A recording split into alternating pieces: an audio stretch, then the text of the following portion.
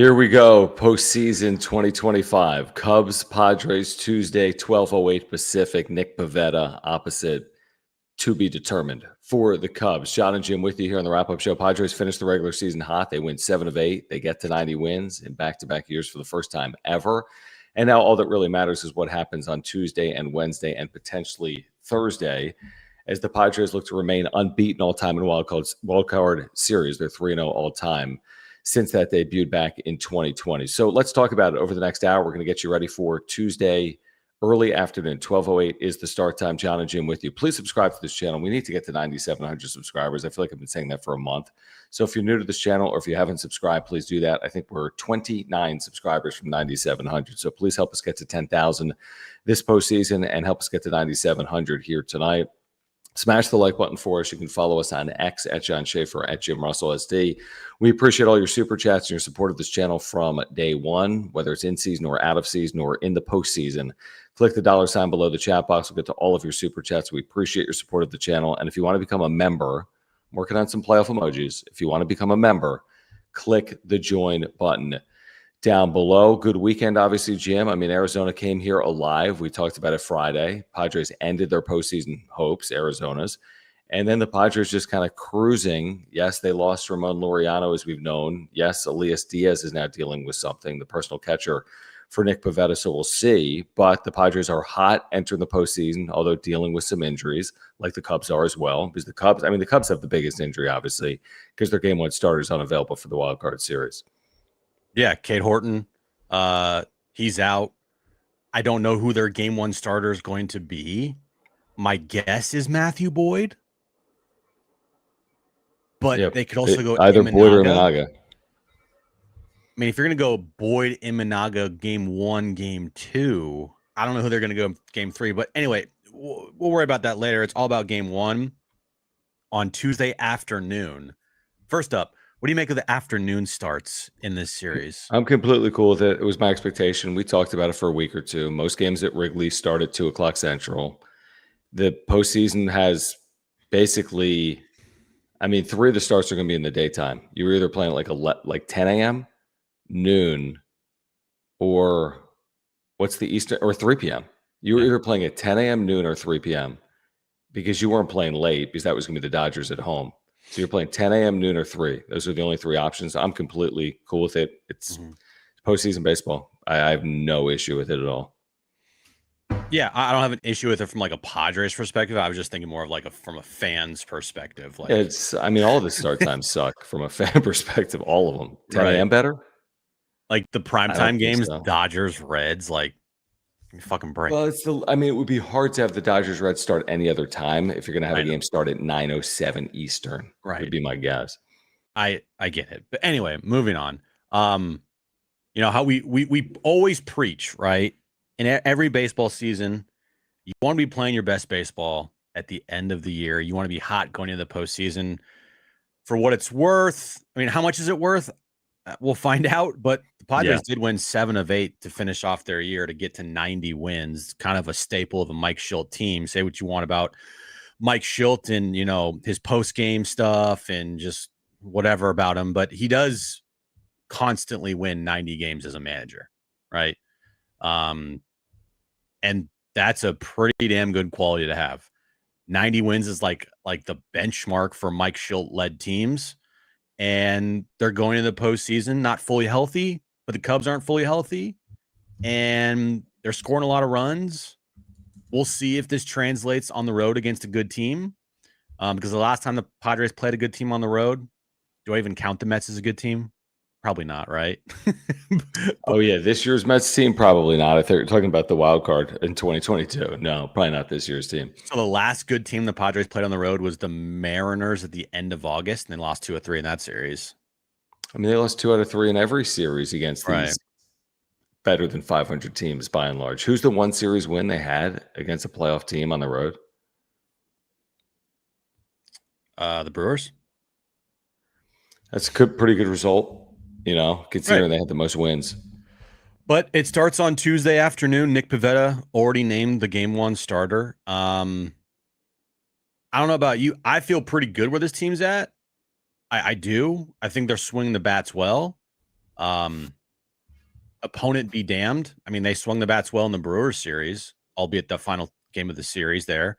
But this weekend, I mean, they took it to the D-backs. There's nothing to take away from this series at all, like other than the fact that we're now in the postseason, and there's rumors that Game 2 we might see Dylan Cease on the mound, which would be kind of interesting, but I also kind of would get it if they're playing the numbers game. Right. He's got good numbers at Wrigley Field. Let's be fair. Since the wild card wins instituted, no team has ever lost game 1 and won a series. So the whole thing is game 1. But John, no team has ever. Yes. Don't use the U word. Do not use the U word. If you know what I'm talking about. Do you know what I'm talking about? I don't. Oh, okay. Never mind. You'll have to watch it. It's Manny Machado. Are you talking about Manny? Yeah. Yeah. He hates reporters. Yeah, I know you're talking about. I missed it in the context. Yeah, I got you. Because where you're going with this is, I'm guessing that the urgency to win game 1 is at an all-time high based on your stat. But according to Manny Machado, there's no urgency. Maybe that's why he hits 215 in the postseason, but I digress. I mean, game 1's everything. The winner of game 1 has a very high likelihood of winning the series. That's a baseball fact. In a 3-game series, the winner of game 1 will have a very high likelihood of winning the series. And I mean, I'm trusting Nick Pivetta. We went through the home road numbers just the other day. And yes, his home numbers were better. His road numbers aren't poor, but he's a much better pitcher at home. The Padres, I mean, listen, I love everything about what I've seen from the Padres over the last week against Milwaukee and Arizona. But what happened against Milwaukee and Arizona happened in San Diego, California. And what's going to happen in this series is going to happen in Chicago, Illinois. Yeah. And that is everything to the Padres. To your point on their 1-10 record, roughly in series against good teams, 38-43 on the road is not 52-29 at home. And if you could bottle up 52-29, if you could bottle up Jackson Merrill's at bats and Fernando Tatis Jr. homering in 3 of the last 4 games, you get the point. Yeah. Then you hope you can. There's a world in which you can. There's a world in which they score 8 runs and win 8-2 on Tuesday. So I hope to live in that world. But we have to be honest. They have not been the same team on the road. Nick Pivetta has not been the same starting pitcher on the road as he has been at home. And this is going to take quite an effort, in my opinion. Now, I think you can get to either Imanaga or Boyd. They have not pitched well in the second half of the year. Imanaga has allowed 12 home runs in his last 6 starts, which is a massive number. And the Padres are hitting home runs. So the key to the Padres' success is they don't lose when they lead after 6 innings by and large. In the regular season, that was their strength. When they led after 6 innings, they won at a better than 90% clip. They have to find a way to score first. It was a bugaboo in August. They took care of it the last week of the season. It's going to be fascinating to watch how it plays out. I think the teams are somewhat evenly matched, honestly. I would argue if this was neutral field, I'd say advantage Padres because of the game 1 injury to Cade Horton. If this was in San Diego, I'd say clear advantage Padres. With it being in Chicago, I think it's a clear toss-up. And real quick, the betting odds is Chicago minus 123, a slight favorite. San Diego plus 102, roughly. So 125, 105, 53, 54, 55% chance, according to bettors, for the Cubs to move on. 45, 46, 47% chance for the Padres to move on. That, to me, is a coin toss and a toss-up, and that's how I see the series. Yeah, look, I'm taking the Padres in 3. I think it's going to be a close series. I do. I think these teams are pretty evenly matched. And look, I'm just going to bank on the Padres bullpen being the deciding factor in the series. Mm-hmm.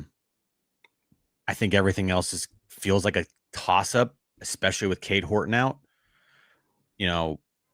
Padres have key injuries, Cubs have key injuries. So with that being said, I think it's going to have to be the bullpen that is the deciding factor here for the Padres, especially Mason Miller.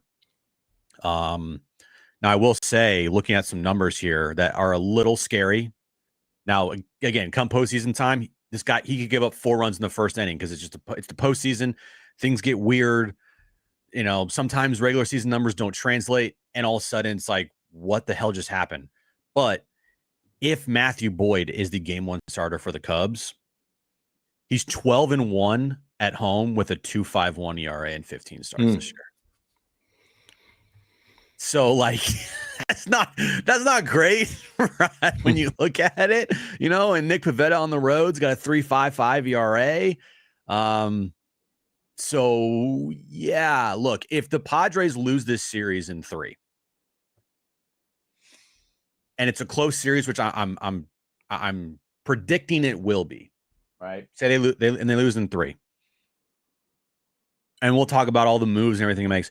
It will come down to the fact that the Padres missed out on getting home field, and I feel like that will be a huge reason and a big thing that we'll be looking at. Of like, if they had home field, they're winning this series. Because they don't have home field, if they lose the series, then I think we'll point to that as one of the first things that we blame. Yeah, no, it's well said. I mean, great point on Boyd, because I didn't realize that. I had seen his last 11 starts a 5.16. His first 20, a 2.2. Yeah, not great. But here's the thing: his last 11 starts, 8 of them might have been on the road. So that doesn't take into effect home road, and I mean those are damn good home numbers. So his last 3 home starts, John. Yeah. All right, in September, September 6th against Washington's 7 innings, 2 earned runs. September 12th at home against Tampa Bay, 5 innings, 4 earned runs. And his last start this past week against the Mets at home, 5 2/3, 2 earned runs. Not invincible. I mean, those are fine numbers, but I mean, 4 runs in 5 innings is he's been good. Obviously, his home numbers tell the story, but it looks like down the stretch of the year, he was not the same pitcher he was to start the year. And the same thing can be said about Shota Imanaga. And if it's going to come down to pitching, which happens in the postseason, I do think that's advantage Padres. With Pivetta going game 1, with this bullpen that you're going to stretch out as long as you can possibly stretch it. Now, listen, the Cubs have some lefty relievers in there. Remember the name Drew Pomerantz? He's one of them. Which I completely forgot, by the way. Yeah. So, I mean, I think the Padres, everyone thinks the Padres have a better bullpen. I think most people would lean Cubs lineup, although the Padres have swung the bats well here down the stretch. Wind blowing in, wind blowing out, always a consideration at Wrigley Field. I don't know if it's going to be as much about the wind as it is just going to be about who pitches better and more effectively, and who gets the lead. I feel like if the Padres can play from ahead, they're going to win this series. But they haven't always been able to play from ahead here in the last couple of weeks. Let's get to some of the super chats, guys. About 450 people here live right now. Please subscribe to this channel. Let's get to 9,700 subscribers with your help. Please subscribe if you're here live or on replay. And thank you for the super chats, and thank you for the super thanks if you are here on replay as well. No Mama gets us started by saying, is my boy Hart coming back? Let's go Friar. So he was optioned for JP Sears to start this game here today. I don't know the particulars on an option that would happen in the regular season before a postseason series. They have to announce the roster.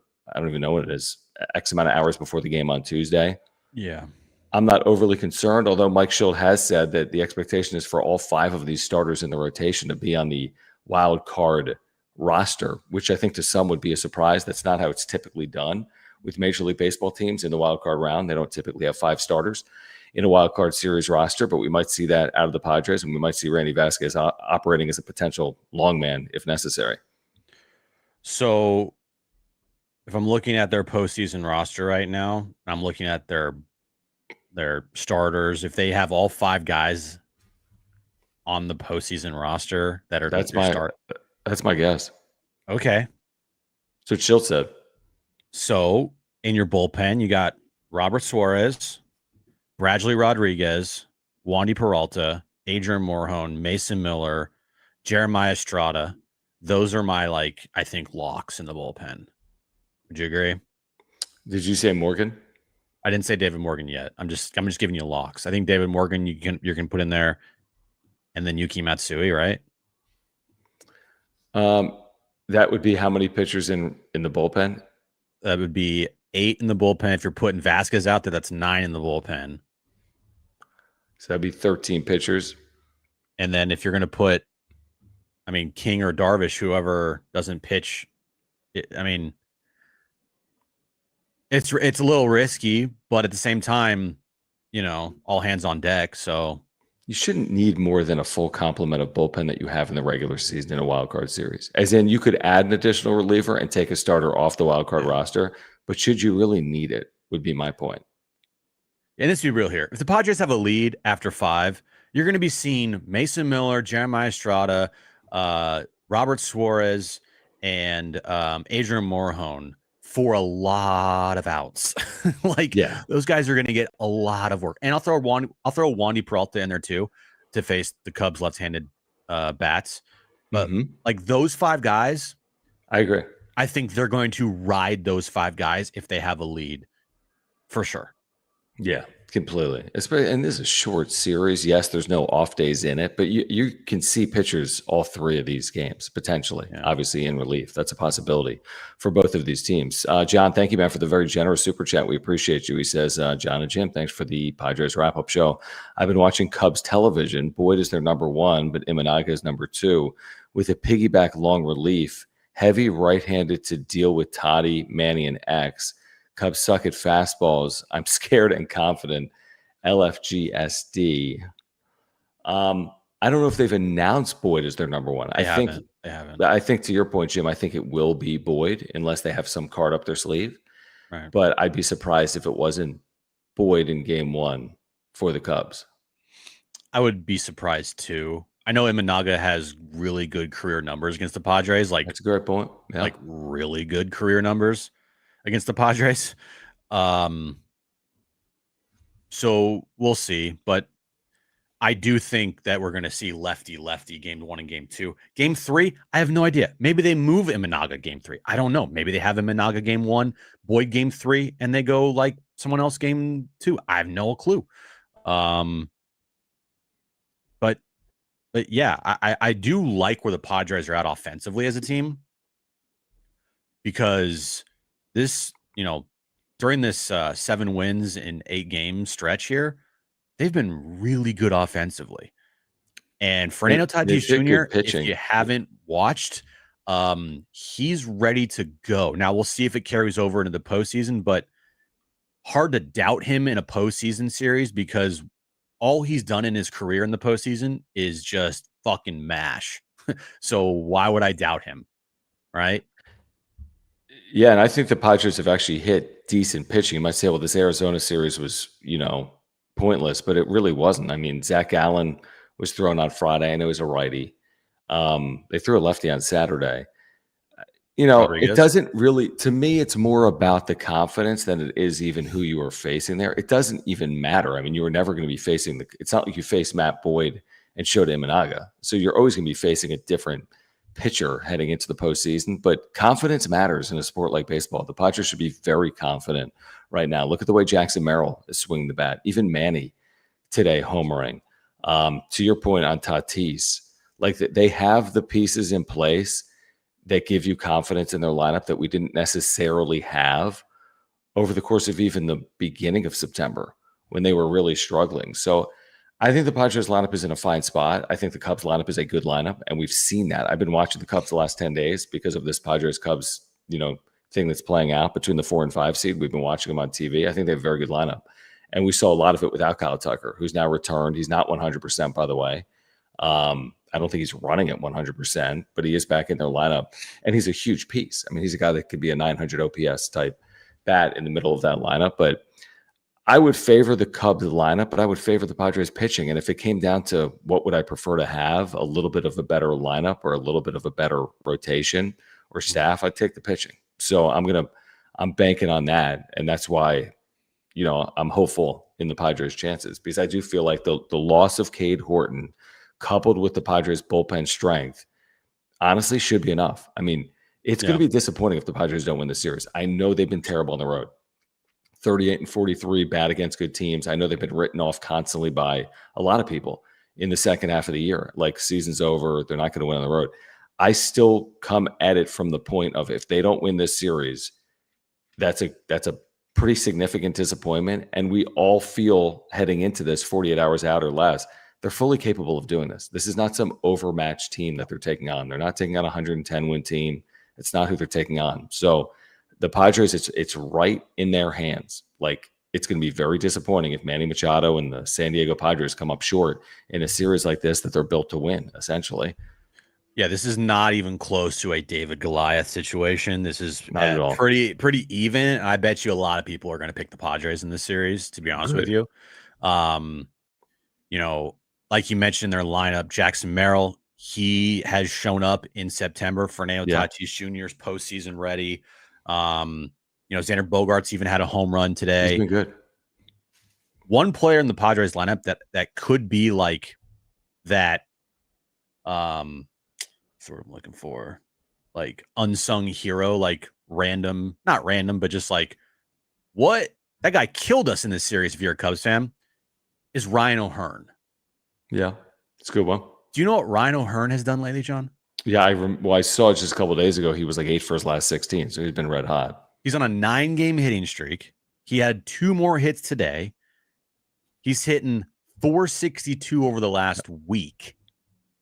327 over his last 15 games. Of course, like I said, riding a 9-game winning streak, multiple hit games in there.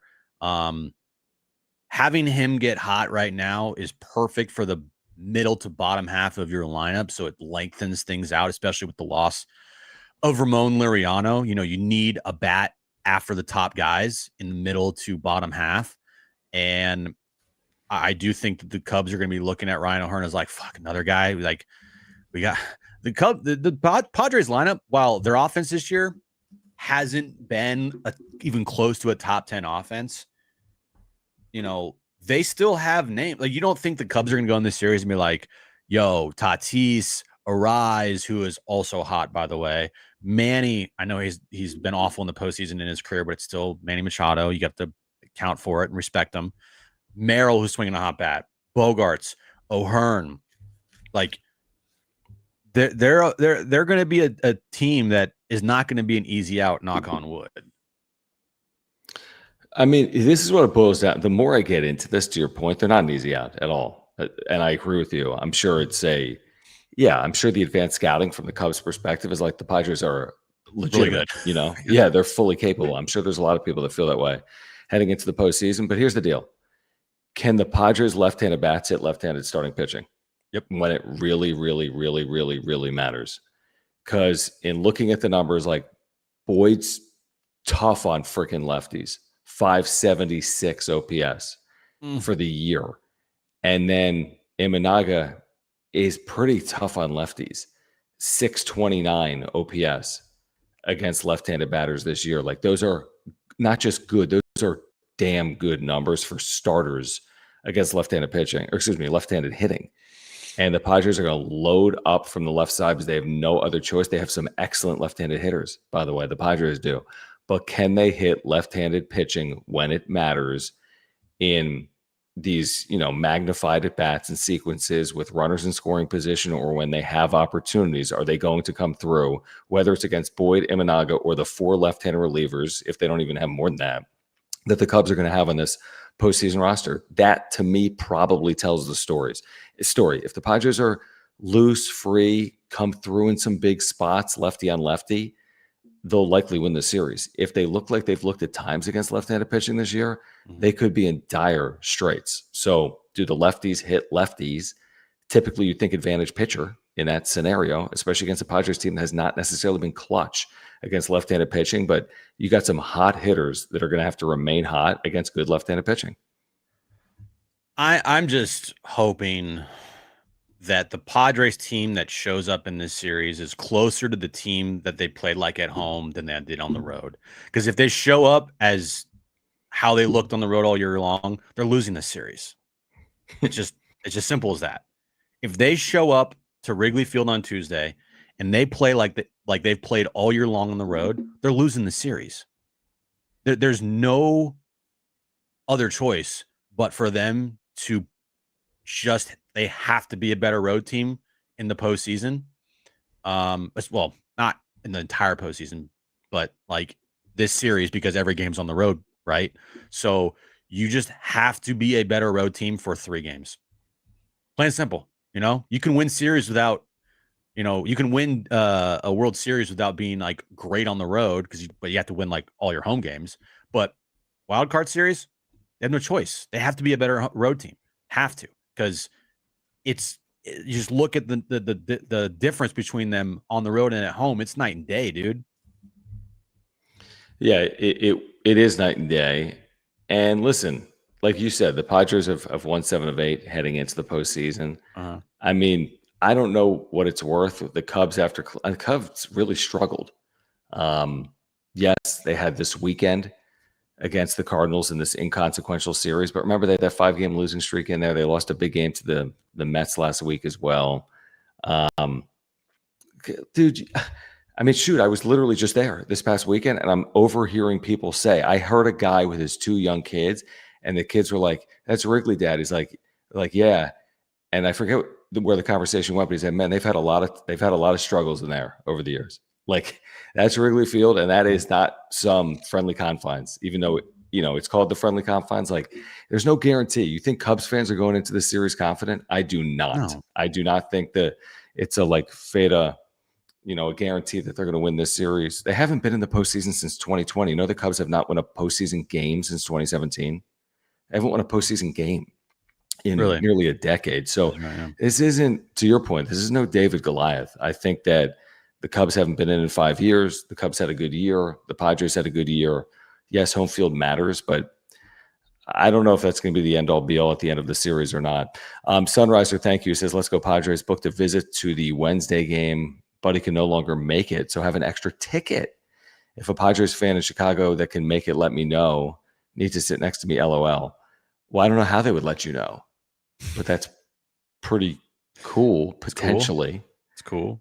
How they would let you know, you'll have to let us know in the chat. So let people know how they could let you know in the chat, because that's a pretty cool offer potentially for a Padres fan that's going to be in Chicago. It's going to be awesome if you're there, middle of the afternoon, Chicago, Wrigley Field. It's like all you'd ever want, obviously, as a baseball fan. A day game at Wrigley, bro.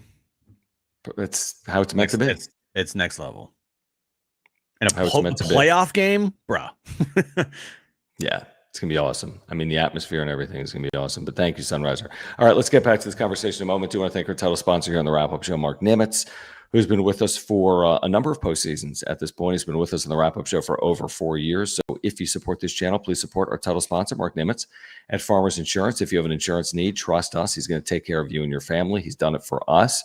If you ever need Mark, he's going to be there for you, whether it's auto or home or renters or life. I have 3 insurance policies through Mark, and he has saved us time and money. I had to file a claim in 2022, and he took care of everything.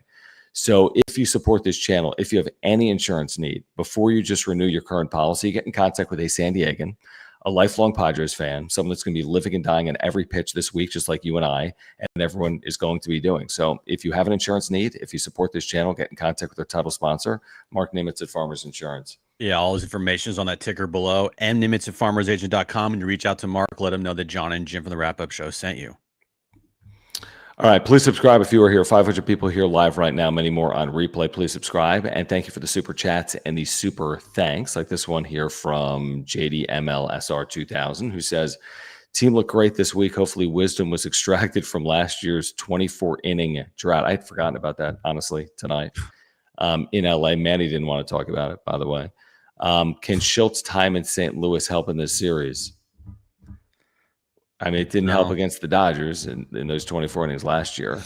I don't think this is really about Mike Shildt in terms of what the offense does. I think Mike Shilt's going to be under a microscope too, but he will not be accountable, in my opinion, Jim, if they go in 18 innings and score 2 runs and lose 5-1, 5-1. Like that, to me, in all likelihood, is not going to be on Mike Shildt. It's going to be on the same old cast of characters, this offense.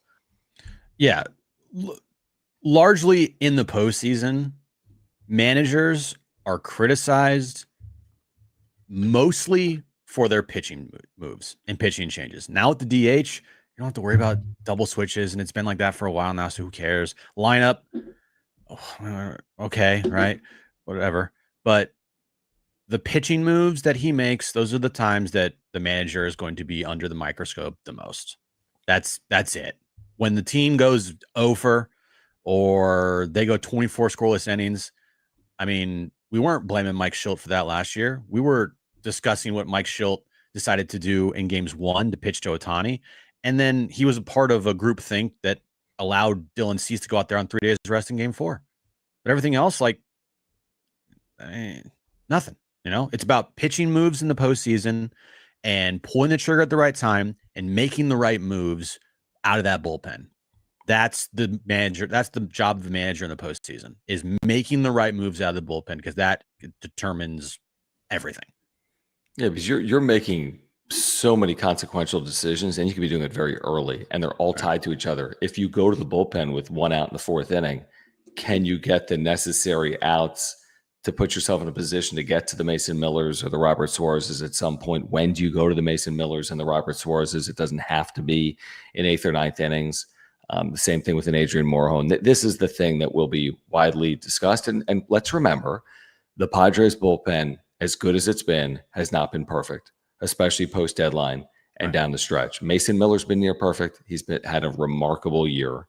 He's never pitched in the postseason in his career, ever.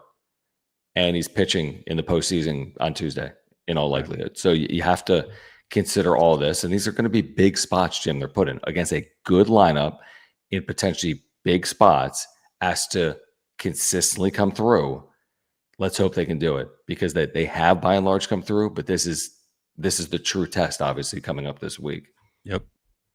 Absolutely. JD Gotcha, thank you. Says October is as much about the stars as it is the supporting cast. You need the cronies, Edmonds, not necessarily Edmund, but I get your point.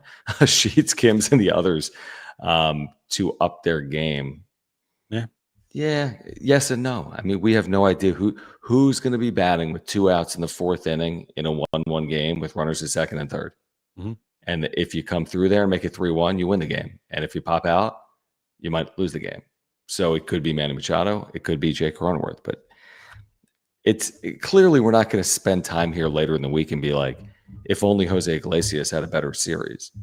I mean, we're going to be pointing at 3 people, 4 people, and that's how sports work. Yeah, who's going to be that Josh Bell player that scoreless in the fourth inning, like Cronenworth hits a home run or to break the tie. Like, you know what I mean? Like, who's going to be that guy? Now, you do need the stars to step up for sure when they're in those moments, but who's going to be that unsung hero? Is it going to be a Ryan O'Hearn? Is it going to be a Jake Cronenworth? Is it going to be Freddie Fermin? Is it going to be, you're right, Gavin Sheets, right? Like, who's going to step up if you're one of the others on this team? And then if the others don't step up and they don't do their job or they don't perform, then it falls on the stars, but it falls on the stars in the first place, is what I'm trying to say. Like, if the stars don't perform, then you need the others to step up. If the stars perform, they can carry the load. Man, I'm thinking about this series and I'm like, nothing would energize the fan base more than if Manny Machado just went fucking nuclear. Like, I know he's struggled and I know that he's had a really bad finish to his season, but man, one time, Manny. Come on, man. One time, bro. Even though you hate us, like, one time, bro.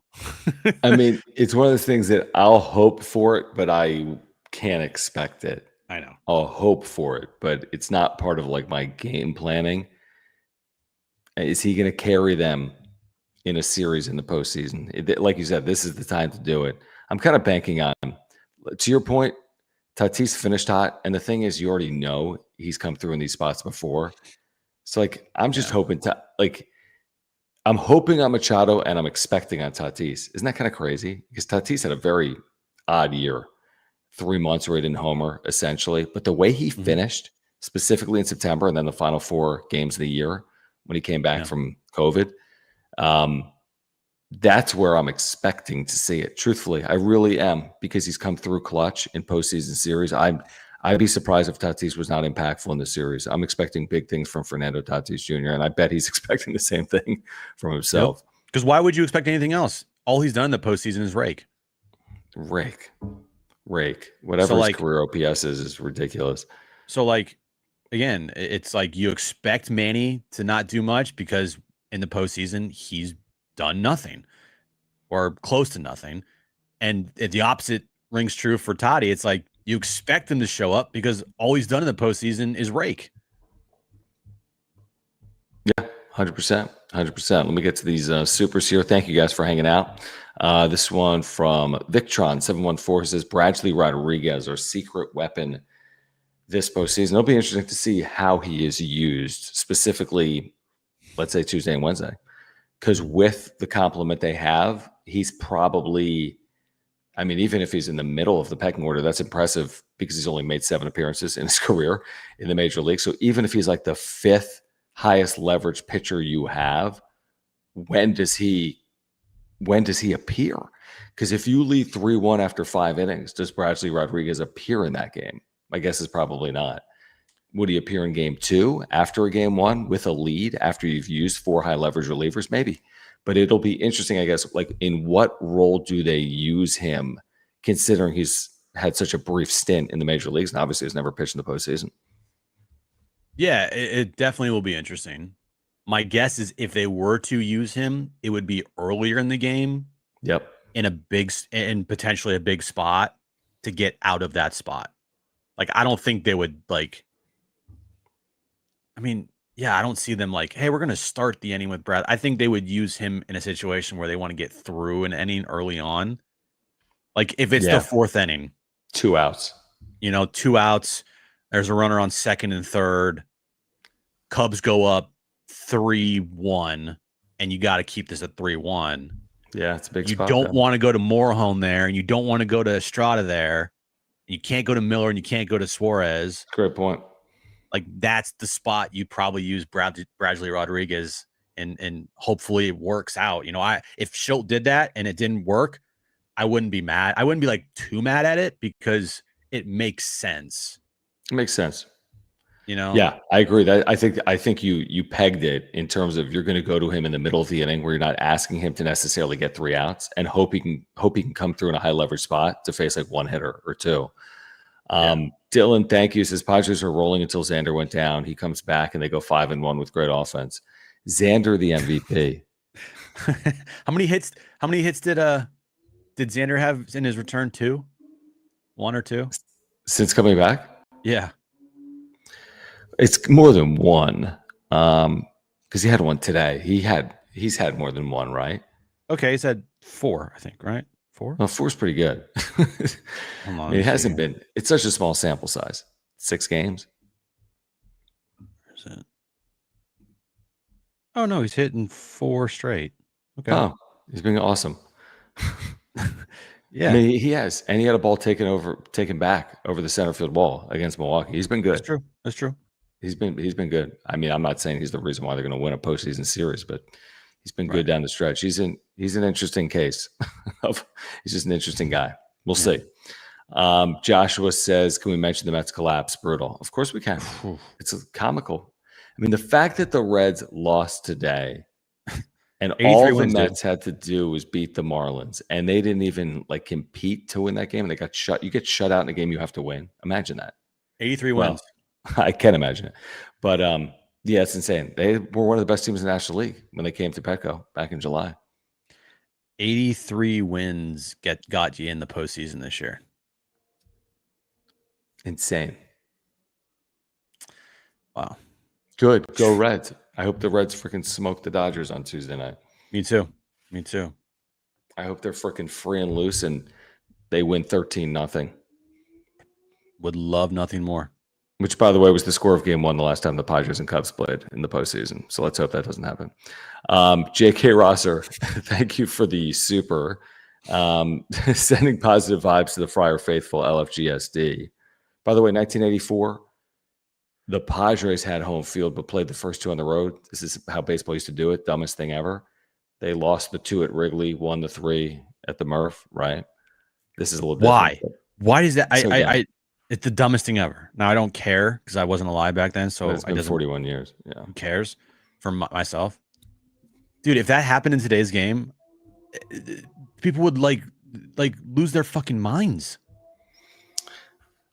When they instituted the wild card, dude, when they went to the not the 1 game wild card, but when they added the 4th team, remember whenever that was in the 90s? And it was a 5-game series. When they added the divisional round, that's how they did it initially. Yeah, 3 were on the road. Yeah, it was so freaking dumb, and they did that in the 90s. So dumb. So it wasn't just the 80s.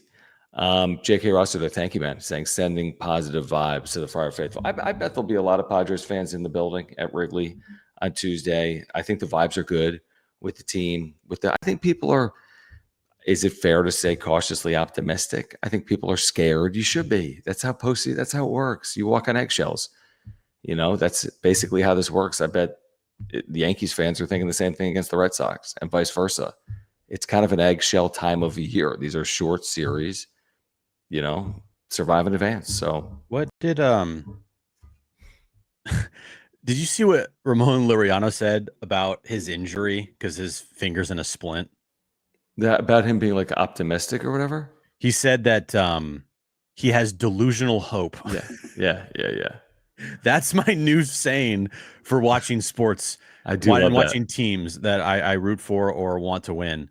I always will have delusional hope. We need some delusional hope, man.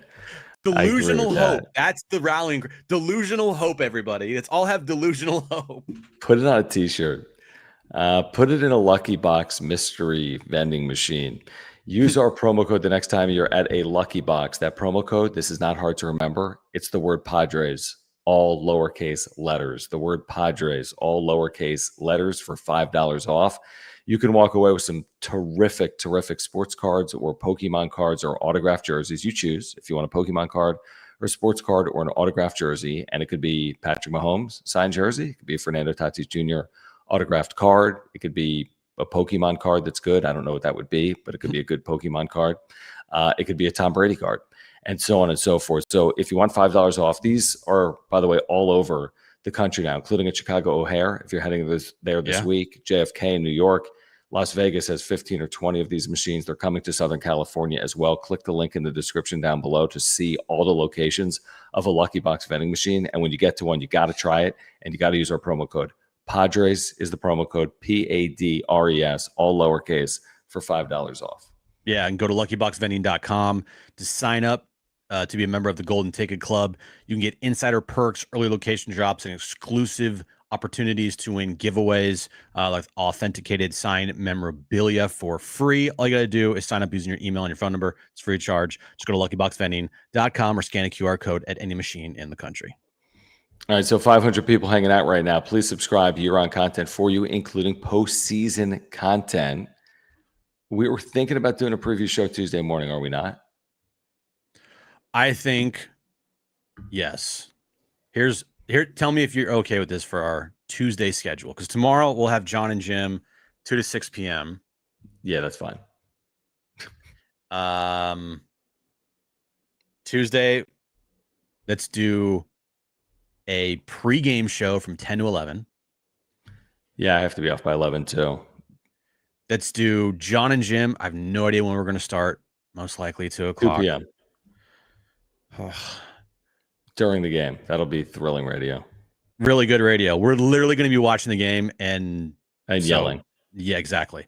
But also join us on John and Jim after the game, and then we're going to have a wrap-up show later that night to recap game 1.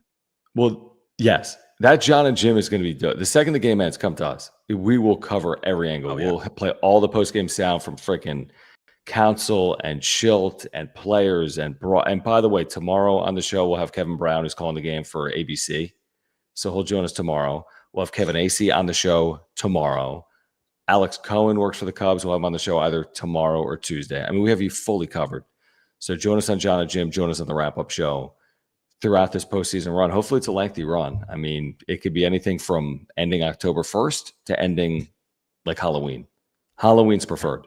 Halloween would be preferred. That'd be nice. JD Gotcha, thank you. He says Pete Alonso opted out after the game, now free agent, as expected. He will be a free agent for whatever it's worth. Okay. Yeah. Well, we could talk free agency when the season is over for the Padres as opposed to for the Mets. I'm trying to think about like what else has played out, like just from like a news and notes perspective, in terms of whether it's roster decisions. They won't announce a game 2. They're supposed to announce a game 2 starter tomorrow, right? I know one thing that we could talk about. Yeah. Elias Diaz might be off the postseason roster because of his oblique injury. Yeah, That Campy's means with the step team. up, Luis Barry Bonds Campusano. Can you imagine that Oh my storyline God. though? Dude. Like, imagine if the first time he did anything was in the postseason. I can tell you what, Jeremy Pimp Lord, man, he would lose it. In a good way, or No, in a good way. No one carries the Campusano flag like him. So shout out to you, buddy. it'll be. I feel like Diaz is going to be on the roster. Really? Okay. Don't you? I mean, that's Nick Pavetta's catcher, man. You better be freaking hurt to not be available. He's his catcher, but also Freddie Freeman has caught Nick Pivetta. So it's not like. Well, Fermin has. I don't know about Freeman. Did I say Fermin? I said Fermin. Sorry, I don't know. You?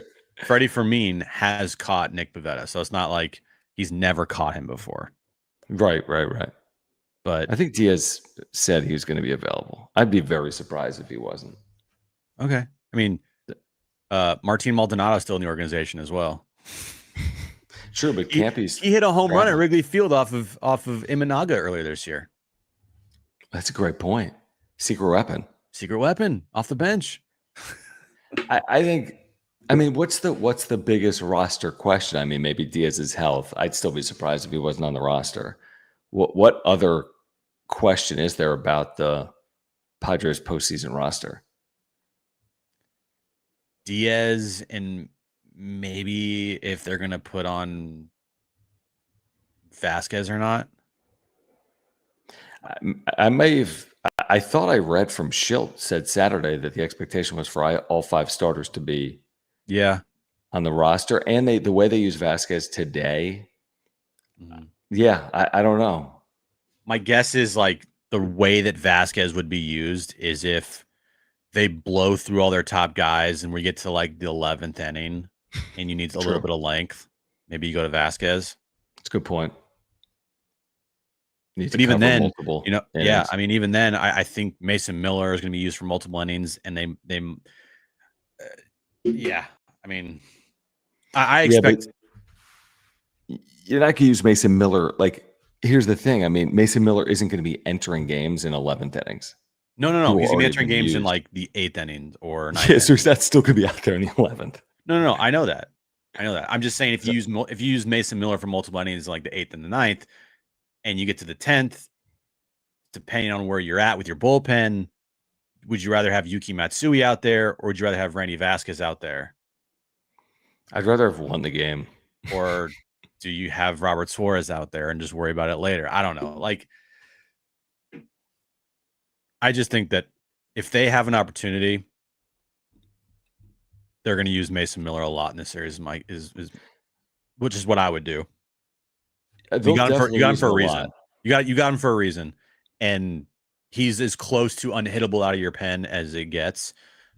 And I'm using him in every big situation possible. True, but it's still, the question is, even if you used him every game, how long will you let him work? I don't think you're going to use him multiple innings 3 times. Maybe they would. Maybe. I mean, that would be a pretty significant workload. I expect him to be available and pitch potentially in all 3 games if it goes 3. I don't know if I expect him to go multiple innings 3 times. Vector 53, thank you. He says, glad the team didn't end the season on a sour note. We'll see. Honestly, you know what I mean? That's my thing about 90 wins. I was like, 90 wins. I don't care if they win 89 games or 90 games. It's all about now. Yeah. And I don't care if they finished on a good note or a sour note, because it's all about now. Would you prefer they go 7-1 to finish and lose game 1, or 1-7 to finish and they win game 1? We all know the answer. So we're talking about baseball. Kevin wrote about this tonight in the UT. Look at all these freaking teams. Dodgers sucked for 3 months. Reds were 8-16 until 2 weeks ago over a 24-game stretch. Brewers sucked down the stretch. Like, the list goes on. Look at the American League. Freaking Detroit had a historically awful finish to the regular season. Cleveland had this ridiculous finish. At one point, it was 15.5 games back in the division. The point is, it's unpredictable. All of these teams have had highs and lows, by and large. There's no 110-win team. So I don't think you can predict who's going to move on to the postseason based on what happened the final week of the regular season. That's my personal belief that will not be the end all be all in determining who moves on in the wild card round. None. And to your point earlier, I know Manny hates the word urgency, but he better start learning it, because if you don't win game one, this how many teams, as you said, have won a series after losing game one. 0. Game one is so important to winning a best of 3 in the wild card round, because since the new format, like you said, no team. I don't know how many series there have been. 12 since 2022. I don't know what happened in 2020, but I'm not counting it. I think every 2020 series was a 2-0 series, wasn't it? Well, the Padres lost game one in 2020. Oh, that was a 3-game series. It's every series since 2022. Because it's since the wild card format, because 2020 was there were more teams in wild card. Remember, there were 16 playoff teams. Yeah. It's every series since 2022. They're 0 for 12 if you lose game one. Yeah. Hey, Manny, start learning the word urgency and what it means, because you better have some sense of urgency in game one, pal. Yeah, and that's every series ever played in front of fans, by the way. And that'll eventually end. Someone's going to lose game one and win a series. And we're talking about a 3-game series. That's going to eventually end. Eventually will, yeah. So far, so good. Jeff, what's going on, man? Appreciate you. And he says new attendance record, over 3.4 million fans, by the way. Fans need at least an NLDS. Completely agree with that. I mean, you could advance there, and Jim's talked about you can play your first 5 games in the road if you play 3 games in the wild card and then 2 games, obviously in Milwaukee, if that happens. But if you get to the NLDS, I mean, imagine the fan base reaction when they finally get back to Petco, if they're in the NLDS and in that series, like 1-1 or better, coming back home in that series. Imagine what that scene is going to be like at Petco. It's going to be wild. And looking at the format, that would be on like a Tuesday. Is that what it would be? I think it would be on Tuesday. Because you get the DS. Yeah, it's like the same thing. Now, maybe it's Wednesday, because they have an off day every day, right? It's a lot of off days. I don't know. I'm not even looking at that. I'm looking at all that matters right now is Tuesday in Chicago at noon. Like, that is it. First pitch, 12:08 p.m. in San Diego. Score in the top of the first inning. Yeah, I want it to be like 1-0 Padres at 12:09. make that thing tense for Cubs fans and for their team. Because if you score in the top of the first inning, right, that changes the calculus, so to speak. All of a sudden, it's pins and needles in that building, and it takes on a whole new life. And the Padres have been scoring a lot early here recently, so hopefully they can score early again on Tuesday. We're going to get back to the conversation. Do want to remind you about our friends over at SeatGeek. They've got a terrific offer going on for you right now. If you use our promo code PADSWRAP, that's PADSWRAP, you're going to get $20 off your first order of $50 or more. We've hooked you guys up. Again, $20 off your first purchase with promo code PADSWRAP. Just click the link in the description, download the app, have the code automatically added to your account so you can use it later. Now, here's the deal. Currently, you're not seeing Padres games listed because the Padres don't have any scheduled games as of yet. They need to win this series. But you could, Jim, still go see My Chemical Romance if you wanted to at Petco, even though this is August 30th, 2026. So in 11 months. So you could see My Chemical Romance in 11 months. Well, you could see do the Breeders' Cup. You know what you could do? You could go to Wrigley. You could go to Wrigley. If you're going to Wrigley, you can absolutely use SeatGeek. Yes, you can. Here it is. If you're on your way to Wrigley Field. Are you serious?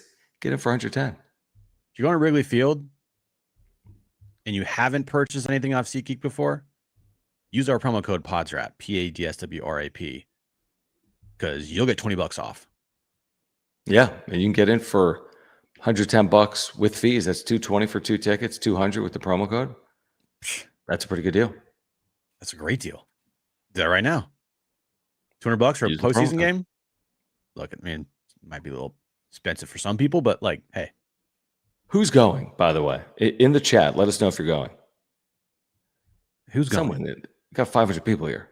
Someone's going. Who's going to Wrigley? Sunriser is going. Who's going to Wrigley? But anyway, if you're going to Wrigley, if you're going to Petco, if you're going to My Chemical Romance, use SeatGeek. Click the link in the description down below. Use our promo code PADSWRAP. That's PADSWRAP.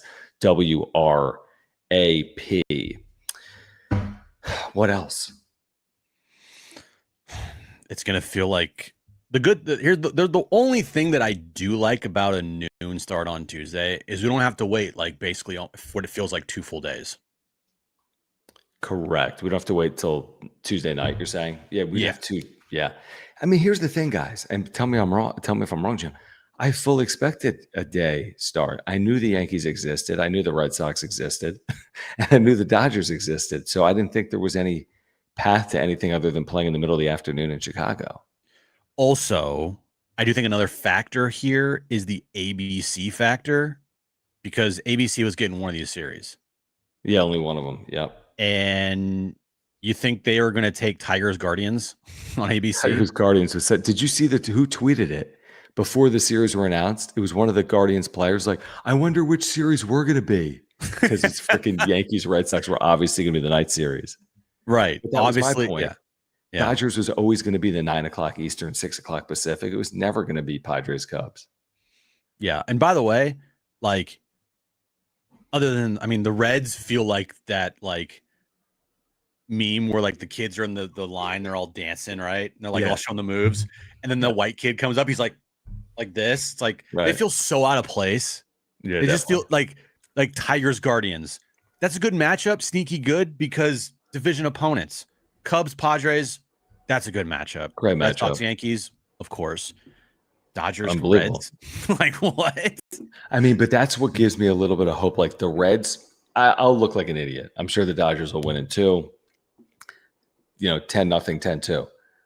But man, Reds, it's so house money, dude. You get in from nowhere. You had like a 2% chance within the last 10 days to get into the postseason. And then not only do you get in, you lose on the final day where you're susceptible to losing your spot to I mean, it's complete house money situation that who knows? I mean, Terry Francona, young team, who knows? Best of 3 series. We would all laugh. We would all laugh if they could pull it off. Yeah, that would be kind of crazy if that were to happen. But go Reds nonetheless. Yeah. I mean, go Reds. And I mean, in terms of these series, I'm thrilled to just watch the postseason. Now a lot of it's contingent on how the Padres play on Tuesday, because you're not going to feel great if they lose on Tuesday. I'm not going to be like, oh, I can't wait for this big Red Sox game. I don't care. Or I can't wait for this big Reds game. But I'm excited for all 4 of these series. Oh, dude. All 4 of these series, if you're a baseball fan, feels like March Madness. It's like I'm into it. Like all day games on Tuesday, Wednesday, and we'll see what happens Thursday. But at least Tuesday, Wednesday. Now, it does suck if you have to work or if you go to school. I mean, that's the one part about it. It's like, ugh. Yeah, like they if you're like a person, it's gonna be tough. Yeah, but they have to do it on Tuesday and Wednesday just because how the season lines up, and like, football reasons, right? Like you need, but anyway, it's mostly how the season lined up. That's why they're doing it like this.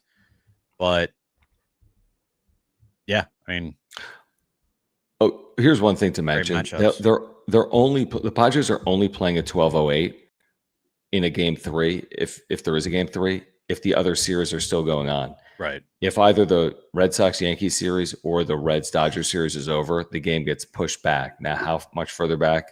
It's not that far. It's like a 1 or a 1:30 or a 2 Pacific, somewhere in there. But they're only playing at 12:08 in game 3 if those series are still going, Yankees, Red Sox, and Dodgers, Reds. So it could be, my point is it could be a little bit of a later start for the Thursday game, but still it's going to be like a late afternoon Chicago start is the latest it could be. It's not going to be at night. Right. Now my question is to you. I mean, obviously we're both picking the Padres, right? Are you picking the Cubs? No, Cubs in 2. Like I've been saying all year. Cubs in 1. Cubs in 1. I mean, the safe play. This is what I would bet. Honestly, what I'd bet is Padres in 3. Yeah, I would too. Because listen, that gives you a little bit of wiggle room. I'm not saying the Padres are about to be perfect here. They could easily lose a game. They're underdogs, right? But they're slight underdogs for the series. What I was going to ask is, of the 4 series, we always get, an upset here. Rarely do we see chalk. I wouldn't consider if the Padres win an upset, to be honest with you, just because of how evenly matched they are. So take that out of the equation. Of the 3 other series, do you see any other upsets? Tigers over Guardians, Red Sox over Yankees, Reds over Dodgers. I say 2 road teams win and move on. Okay. Yeah, I agree. I don't know. I said that. I think last year it was 3. Yeah. So I'll say 2 road teams win and move on. I'll say the teams I'm taking, I'll take Padres. And I want to take the Reds, but it's tough. I'll take Padres Tigers. Even the way the Tigers finished. And they got Scooble game 1. I know, but the last time we saw him, he hit a dude in the face. I know, but still, Scooble game 1, you're right. That's the only reason why I'm taking him is because you got Scooble game 1. Dude, how crazy is Red Sox Yankees going to be? Potentially pretty crazy. I don't feel that rivalry between the two. I know it's obviously I get it. It's a rivalry. But you don't feel the recent rivalry between the two. I don't feel that recent rivalry I feel like a Padres-Dodgers rivalry. Yeah. But that could be a very good series as well, for sure. Give me this for the NLCS. Give me this. Give me this. First 2 games right here. That's what I want. Give me that. Reds have played the Padres good this year, though. That's the thing. No, just kidding. Give me LA. Give me, I don't even know. Just give me the Padres in the NLCS. Yeah, I know we're getting who cares? Yeah, that would be nice. All right, guys. Well, while we have a moment, do want to remind you about our friends over at Underdog. They've got 3 great offers going on for you right now. If you use our promo code PADSWRAP, that's PADSWRAP. Get $50 in bonus funds when you play $5 by using our promo code. Get a 50% deposit match up to $1,000 and get a free gimme pick. You can use that in the postseason, by the way, higher or lower than a half total plate appearance, for example, for Fernando Tatis Jr., who's going to lead off on Tuesday. You just pair that with one other pick, and you can win up to 5,000 times your money in a single day. So use our promo code. Click the link in the description down below. It's PADSWRAP, PADSWRAP. Get $50 in bonus funds when you play $5. You can play this week. The wildcard series will be underway. Get the 50% deposit match up to $1,000 and get a free gimme pick with our friends at Underdog. Yeah, there's a QR code there. Scan it. It'll take you to the App Store. Download the Underdog Fantasy app. Use our promo code PADSWRAP. Start playing today. All right, we will have you covered all week long. Oh, yeah. On the wrap-up show and on John and Jim. So tomorrow, join us at 2 p.m. Pacific. We will get you ready for the series with Kevin Acee, with Kevin Brown, who will call the series on television on ABC, and we will cover all the angles for Padres and Cubs as we get you ready for Game 1 of that series on Tuesday at 12:08 p.m. Pacific. And then again, join us Tuesday morning for a wrap-up show. We'll have a kind of a pregame wrap-up. What would that be, like a warm-up show for you on Tuesday at 10 a.m. And then, of course, we'll have John and Jim from 2 to 6. Then we'll have a wrap-up show at our normal time, 9:30 Pacific on Tuesday night following Game 1 of Padres and Cubs. We cannot wait for the series, and we are here for you during the postseason, as we were here for you during the regular season, which is now, believe it or not, over in 2025. And that second season gets underway Tuesday. If you have not subscribed to this channel, what are you waiting for? Please do that for us. Okay. If you have not subscribed to this channel, please do that for us. We have year-round content for you. We appreciate you subscribing. Please smash the like button as well. Please follow us on X at John Schaefer, at Jim Russell SD. If you're here on replay, thank you for the super thanks. We appreciate your support of the channel. If you have not yet become a member, we will have new member emojis Tuesday. Hopefully they win, but I will have a new emoji for you on Tuesday. All right, join us tomorrow at 2 p.m. Support our partners, Mark Nimitz of Farmers Insurance, our friends at Lucky Box and Humboldt Casino, our friends at SeatGeek and Underdog Fantasy. We'll catch up tomorrow on the radio or on YouTube. Search for John and Jim. And for Jim, I'm John. This has been the wrap-up show. Peace.